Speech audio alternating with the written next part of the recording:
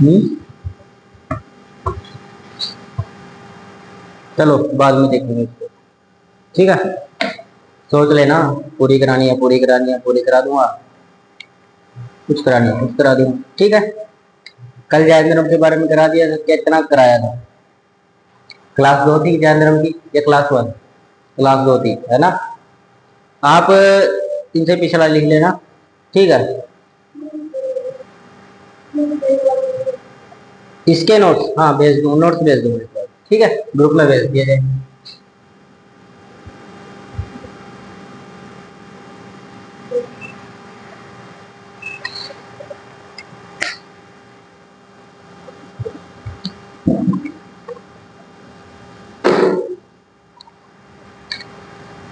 चलो आगे देखते हैं। कल मैंने उसके तीर्थंकर के बारे में बताया था, महावीर स्वामी के बारे में। ठीक है, कितने तीर्थंकर हुए हैं? टोटल कितने तीर्थंकर हैं? कितने? 24। सबसे पहले कौन से हैं? ऋषभ देव। कौन है? ऋषभ देव है पहले तीर्थंकर। कौन से? ऋषभ देव। दूसरे कौन से हैं? 23वें पार्श्वनाथ। ठीक है, पार्श्वनाथ। और 24वें महावीर स्वामी थे। महावीर स्वामी का जन्म कब हुआ था?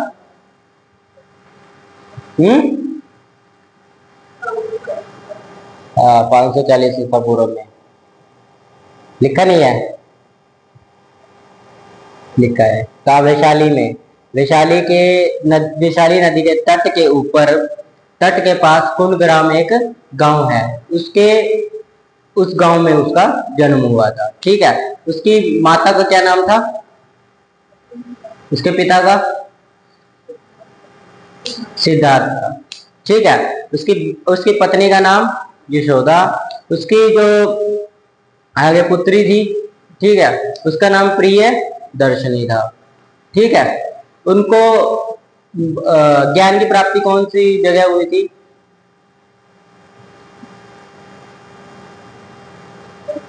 हम्म हाँ, तेजुपालिका नदी के तट के पास। कहाँ है? जर्मी गांव में। ठीक है, होता है लड़कों की हिंदी थोड़ी पढ़ने में हाथ टाइट होता है, मानता हूँ। आगे, इनकी मृत्यु कब हुई थी? मोक्ष की प्राप्ति? 468 ईसा पूर्व, BC। अगर इंग्लिश में बोलना है तो बोर्न कॉमन एरा। ठीक है, BC। ठीक है सर, हम हिंदी में बोलेंगे, है ना? हिंदी में बोलोगे? बोलो, कोई बात नहीं। उसके बाद और क्या बताया था इसके बारे में? बताया था, राजा बताए थे। कौन कौन से राजा थे? हाँ, राजा भी बताए थे। ऐसा करो, आपका सैटरडे की तो छुट्टी है, सैटरडे की छुट्टी है। ठीक है, उस दिन एग्जाम है सभी का, CET का। ठीक है, इसलिए आपकी कोचिंग की भी छुट्टी है। संडे की छुट्टी है। मंडे को आपका टेस्ट होगा जैन धर्म और बौद्ध धर्म का। ठीक है, जैन और बौद्ध दोनों का टेस्ट होगा। आप बौद्ध धर्म का आपको पता है, और देख लेना एक बार नोट से, जिसको भी देखना है वो नोट से पढ़ लेना, ग्रुप में भेज दूंगा। ठीक है, चलो आगे देखते हैं आज जैन धर्म के बारे में। आज जैन धर्म के सिद्धांत देखते हैं कौन कौन से। मुख्य सिद्धांत क्या है? ठीक है, मुख्य सिद्धांत क्या है?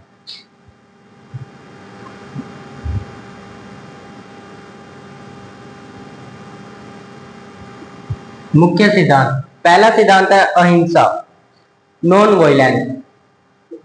अहिंसा,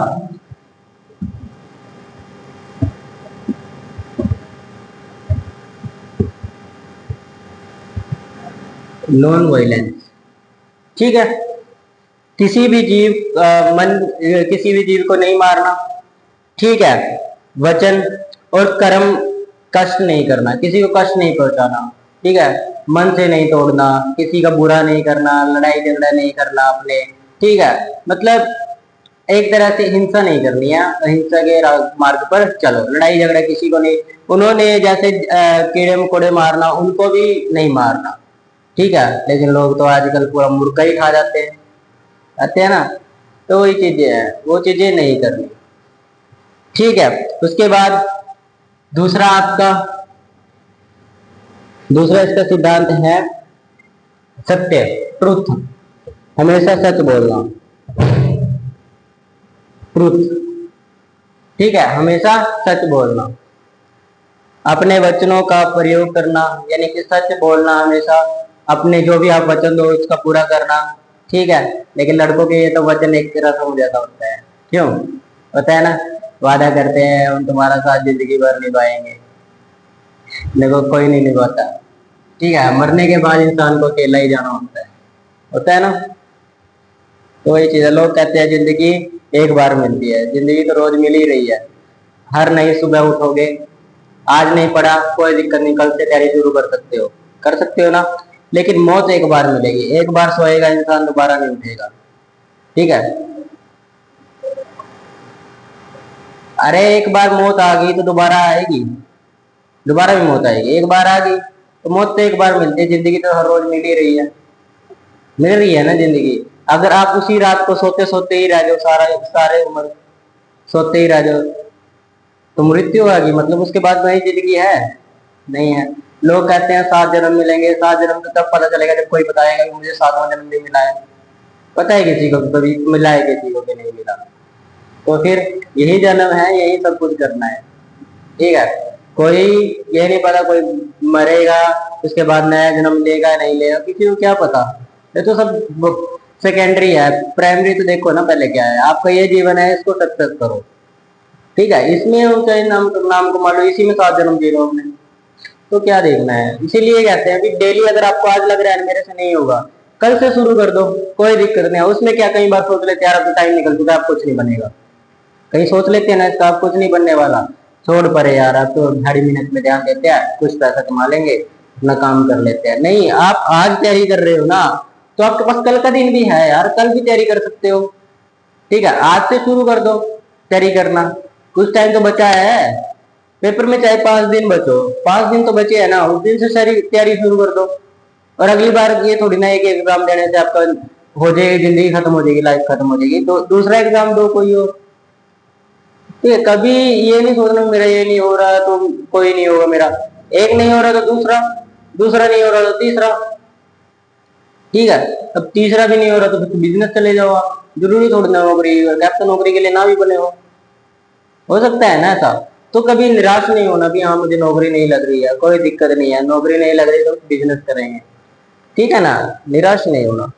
होता है कई बच्चे सुसाइड कर लेते हैं, मेरे पेपर नहीं हो रहा क्लियर, कर लेते हैं ना काफी बच्चे, कई आईआईटीशियन ने किया है, सुसाइड कर लेते हैं डॉक्टर बनने के बाद, जिनका नीट पेपर क्लियर हो जाता है, ठीक है, नीट नीट पेपर क्लियर करके एमबीबीएस की तैयारी के लिए चले जाते हैं, डॉक्टरी की तैयारी के लिए, उनमें से भी कई बच्चे वो पेपर क्लियर करने के बाद सुसाइड कर लेते हैं, काफी बच्चे देखना एक बार, वो उनके ऊपर प्रेशर इतना हो जाता है कि उनको लगता है बस हाँ यही हमें क्लियर करना था, हमने सब कुछ पा लिया बस, उनके लिए वही होता है। एक आपका टारगेट है, अभी मेरे 1 लाख की नौकरी होनी चाहिए, सारी जिंदगी सुखी से कटेगी, ठीक है। आपको ये है मेरा टारगेट क्या है, अगर मैं जितना मेरा टारगेट है उतना कमा लेता हूँ, मेरे लिए वही बहुत है बस, उससे ज्यादा मैंने कभी सोचा है। लेकिन जो आदमी सोचेगा यार इतना आ रहा है ना तो और ज्यादा आए, और ज्यादा आए, उससे भी ज्यादा आए, तो उसके लिए कोई खत्म ही नहीं हुआ। उनको लगता है कि मेरे लिए ये एग्जाम एक लास्ट स्टेज है, बस ये एग्जाम क्लियर होना चाहिए बस, इसीलिए वो सुसाइड कर लेते हैं, क्योंकि उन्होंने इसके बाद में उनको लगा ही भाई यही मेरे लिए तो बस सब कुछ है, ठीक है। लेकिन एक एग्जाम सब कुछ नहीं होता, और भी बहुत है। एक एग्जाम अगर आपने आज सब इंस्पेक्टर लगे हो तो कल डीआईजी का दो पेपर, उसके बाद कमिश्नर का दो, आईएएस का पेपर दो, आईपीएस का पेपर दो, ठीक है ना, एक ही चीज थोड़ी ना लेनी है, बड़े बड़े पोस्टों पर जाओ, फिर उसके बाद बिजनेस में जाओ, रिटायर होने के बाद बिजनेस करो अपना, ठीक है ना, एक जगह नहीं रुकना चाहिए। उसके बाद अगला है अस्ते, अगला सिद्धांत है आपका अस्ते, नो स्टीलिंग, अस्ते, अस्ते यानी कि नॉन स्टीलिंग, जो इंग्लिश में समझ सकता है इंग्लिश में समझ लेना, नॉन स्टीलिंग, अस्ते। अस्ते का मतलब क्या है? चोरी नहीं करनी है, ठीक है। चोरी नहीं करनी है। जैसे क्या होता है कई बार चोरी छुपे कुछ बोल दिया उसको, या बोलना सामने बोलो उसको जो बोलो, ठीक है। चोरी आपने करी, कोई भी चीज चोरी, भी चोरी करना भी एक किसी में आ जाता है, लेकिन अगर आप रियलिटी में देखो इसका मतलब कुछ हो रहा है। आप किसी से चोरी छिपे कुछ बोल रहे हो, ठीक है। वो बंदा वहां खड़ा है और आप इसको यहाँ पे बोल रहे हो इसके बारे में, ठीक है। तो बोलना है तो सामने बोलो यार, चोरी छिपके क्या किसी के लेके खा रखा है क्या? लेके खा रखा है क्या किसी का? बोलो, सामने बोलना है। डरना नहीं चाहिए। कई बच्चे डरते हैं बोलने में, आगे डरते हैं ना। मैं डरता हूँ आप लोगों को बोलते हुए, जो देखा बस बोल देता हूँ, बोलता हूँ ना। मैं गुस्सा भी रहती है ना, बस फिर वही बात है, बोलना सामने चाहिए, दिल में कोई बात ना रखो, ठीक है। लेकिन ये भी नहीं सारा कुछ बोल ही दो, ठीक है। चलो आगे चलते हैं। ब्रह्मचर्य, अगला है ब्रह्मचर्य। ब्रह्म ऐसे ही पढ़ता है, देख लो, देख लेना चेक करके, ठीक है। सेलिबेसी, इंग्लिश में बोलते हैं उसको सेलिबेसी, सेलिबेसी, ठीक है। जीवन जीना है, एक सन्यासी की तरह जीवन जीना है एक तरह से, ठीक है। इसका मतलब यही हो गया ब्रह्मचर्य मतलब, ठीक है। कैसे जीवन जीना है? सन्यासी की तरह। और मैंने एग्जांपल भी देखो, बड़े बड़े राजा महाराजा छोड़ के आए हैं शादी के बाद अपने घर, तो तुम किस खेत की मोली हो? मैं इतनी बातें समझाता हूँ तो अब किस भले के लिए समझाता हूँ, ठीक है। देख लो, राजा महाराजा के पास कोई कमी थी? फिर भी वो शादी करने तक वो सही था, वही राजा राजमहल में रहता था, शादी करने के बाद ही घर से बाहर निकला, सन्यासी बन गया। कुछ ना कुछ कमी रही होगी, ठीक है। लाइफ ही बर्बाद होती है, इससे बढ़िया सन्यासी बन जाओ, ठीक है ना। उसके बाद अपरिग्रह, अगला सिद्धांत है आपका अपरिग्रह।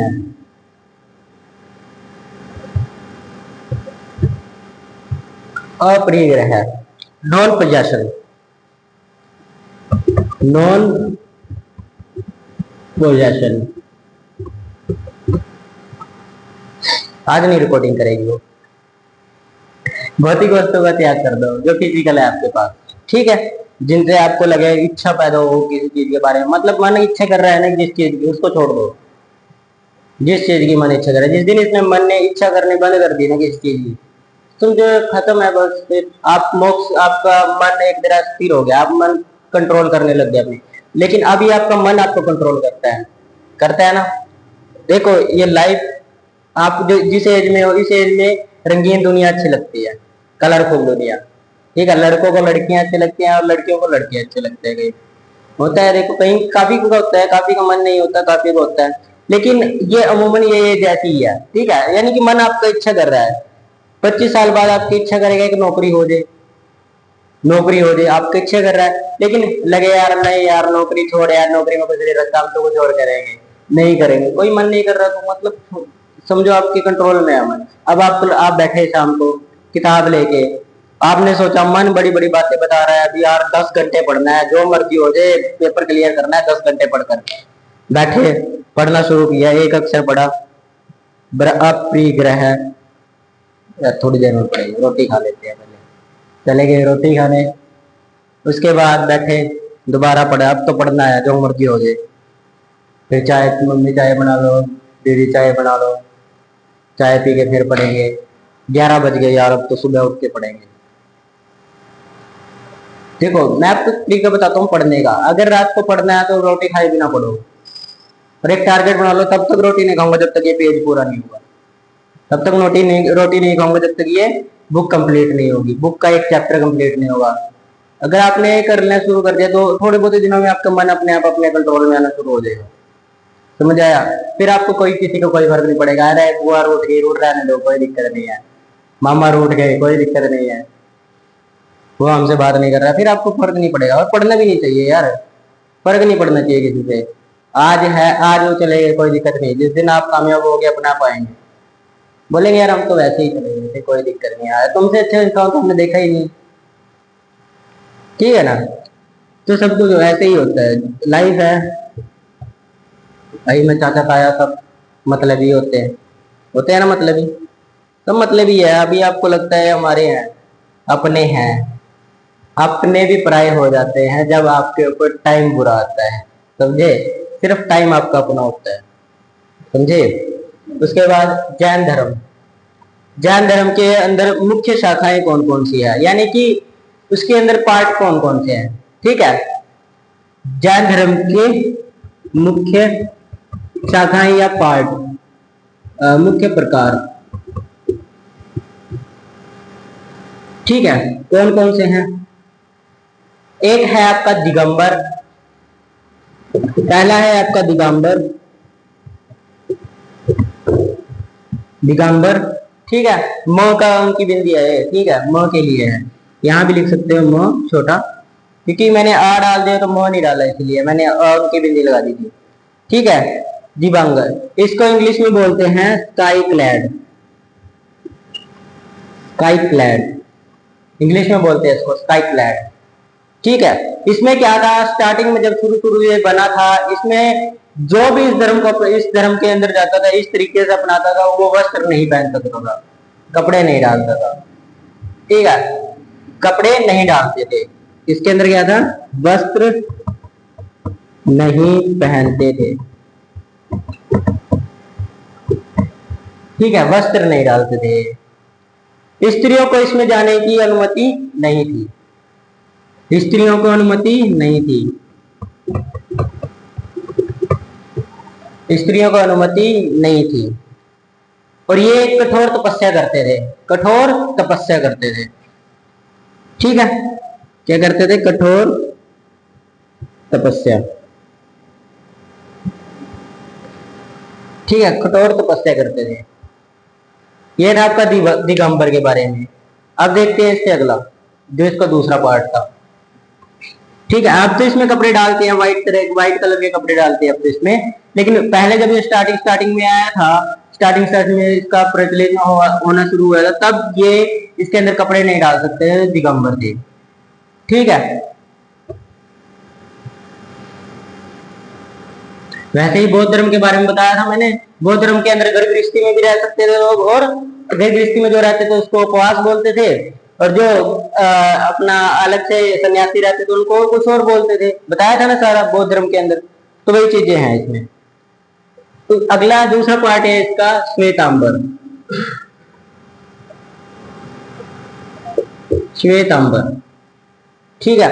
श्वेतांबर को बोलते हैं व्हाइट क्लैड, व्हाइट क्लैड, ठीक है। ये सफेद कलर के कपड़े डालते थे स्टार्टिंग में, सफेद कलर के कपड़े, कैसे, सफेद, श्वेत से याद रखना है, सफेद कपड़े, ठीक है, सफेद कपड़े डालते थे। स्त्रियों को जाने की अनुमति थी, इसमें स्त्रियां जा सकती थी,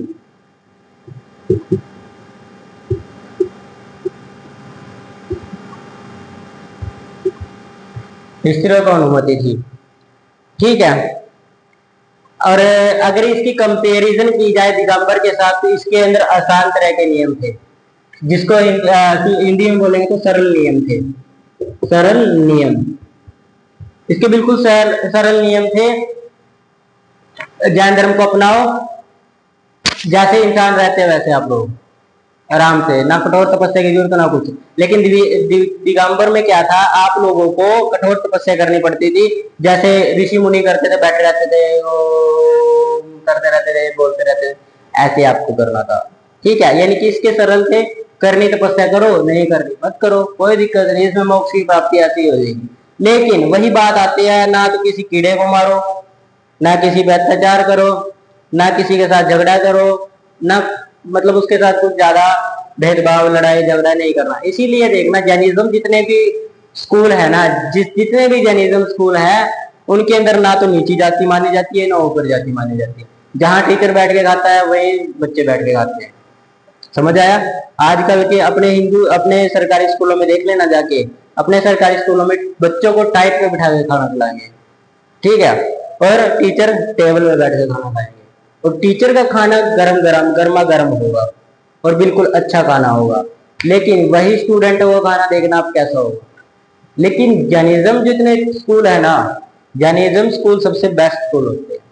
और एक बौद्ध स्कूल, दो स्कूल में अपने बच्चों को जरूर लगाओ, ऐसा मानना है। लेकिन इनकी फीस थोड़ी ज्यादा चली जाती है, लेकिन लगाना चाहिए। उसी में बच्चे को संस्कार अच्छे आएंगे, उसी में अच्छे संस्कार आएंगे। इसके अलावा बच्चा यही सीखेगा, जाति भेदभाव ये सब सीखेगा, बाकी फिर बच्चा हमारी तरफ नहीं है। सिक्किम साइड चले जाओ, सिक्किम साइड जितना भी एरिया सबसे ज्यादा जैनिज्म स्कूल मिलेंगे, सबसे ज्यादा जैनिज्म स्कूल, ठीक है। और बाकी चीन की तरफ चले जाओगे अगर, नेपाल की तरफ, तो आप बौद्ध बौद्ध स्कूल ज्यादा मिलेंगे, ठीक है। लेकिन जैनिज्म और बौद्ध उस साइड ज्यादा मिलेंगे, ठीक है, अपनी साइड इतने नहीं है। अब देखते हैं इनके ग्रंथ, ग्रंथ कौन कौन से थे, ठीक है। जैसे बौद्ध धर्म के ग्रंथ थे, इसका पहला ग्रंथ है आगम ग्रंथ। आगम ग्रंथ, इसके अंदर श्वेतांबर के बारे में चर्चा है, श्वेतांबर के बारे में चर्चा है, ठीक है। सिद्धांत, ये सिद्धांतों के ग्रंथ है, ना कि कोई इसके अंदर बारे में लिखा गया है किसी चीज के, नहीं। इसमें सिर्फ रूल बताया गया भी ये रूल है इसमें रहने के लिए, ठीक है। कैसे ग्रंथ है? सिद्धांत ग्रंथ, सिद्धांत ग्रंथ है, ठीक है। और भाषा इनकी कैसी है? दोनों की जो जितने भी ग्रंथ है इसके अंदर श्वेतांबर के, उन सब की भाषा प्राकृत भाषा है। प्राकृत भाषा यानी कि आद मागधी, आद मागधी, ठीक है, आद मागधी है भाषा। जितनी भी है, जितने भी ग्रंथ छपे हैं वो सब के सब आद मागधी भाषा के ग्रंथ है। दिखाई दे रहा है? दिख रहा है? दिख रहा है ना? तबीयत खराब लग रही है मुझे, दवाई ली थी कल? बस ठीक है, लाइट ही गई, चलो होगी चालू। लाइट के अंदर प्रॉब्लम आ गई है, चेक करवानी पड़ेगी। चलो ग्रंथ देखते हैं इसके, और कौन कौन से ग्रंथ हैं, ठीक है। इनमें जो ये ग्रंथ है आगम के 12 अंग हैं। आगम ग्रंथ के कितने अंग हैं? 12 अंग हैं। पहले भी लिखवाया था जब मैंने पढ़ाया था इसके बारे में। 12 अंग हैं, ठीक है। 12 उपांग हैं, ठीक है। 12 उपांग है और 10 प्रकीर्णन है, 10 प्रकीर्ण है, ठीक है। 6 छेद सूत्र है, 6 छेद सूत्र। छेद सूत्र इसको 6 के कारण ही बोला जाता है, 6 है ना, तो 6 सूत्र, सूत्र, ठीक है। और 4 मूल सूत्र है, 4 मूल सूत्र, ठीक है। जीने के तरीके, अब जीने के तरीके तो बहुत धर्म में अलग तरीके के बताए गए हैं। बात दोनों की सेम है, बात दोनों की सेम है। अभी आत्मा वात्मा कुछ नहीं होता, ना ईश्वर होता है ना भगवान होता है, उसमें सब कुछ यही कहा गया है। जो आपने करना है, ना नर्क है ना स्वर्ग है, नर्क भी यही देख के जाओगे और स्वर्ग भी यही देख के जाओगे, ठीक है। अच्छे कर्म करोगे तो स्वर्ग मिलेगा, बुरे कर्म करोगे तो नर्क मिलेगा, यही मिलेगा। और ये भी नहीं है अलग से मिलेगा, यही मिलेगा।